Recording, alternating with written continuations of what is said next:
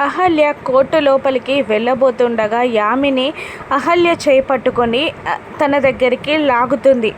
ఏంటి, నిన్న శ్రావ్య చెయ్యి ఎలా కాలిందో నీకు తెలుసుకోవాలని లేదా? హారతి కర్పూరం వెలిగించడం వల్ల శ్రావ్య చెయ్యి కాలిపోలేదు. నేనే అట్లా కాడని వేడి చేసి వాత పెట్టా అని అనగానే అహల్య షాక్ అవుతుంది. విడాకుల కోసమే అలా వాత పెట్టా. ఈరోజు గనక విడాకులు రాకపోతే శ్రావ్యని ఇంకెంత టార్చర్ చేస్తానో ఒక్కసారి ఊహించుకో అని యామిని బెదిరించగానే అహల్య భయంతో వణికిపోతుంది. ఇక విడాకుల కేస్ స్టార్ట్ అవుతుంది. మిస్సెస్ అహల్య గారు, మీరు విడాకులకి ఒప్పుకుంటున్నారు కదా? మీ అంగీకారంతో విడాకులు వస్తున్నాయి కదా?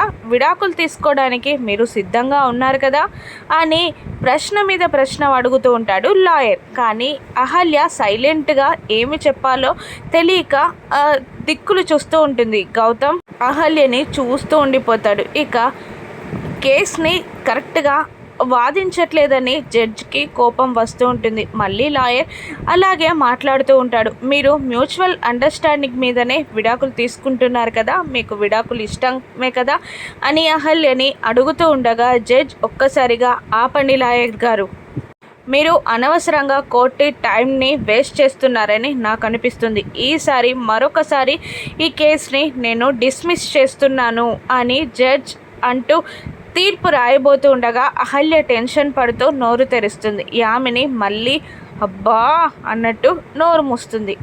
కళ్ళు మూసుకొని చికాకు పడుతూ ఉంటుంది యామిని. నిజంగానే కేసు కొట్టేస్తారా?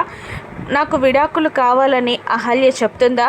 రాను ఎపిసోడ్స్లో చూద్దాం. Thank you for watching.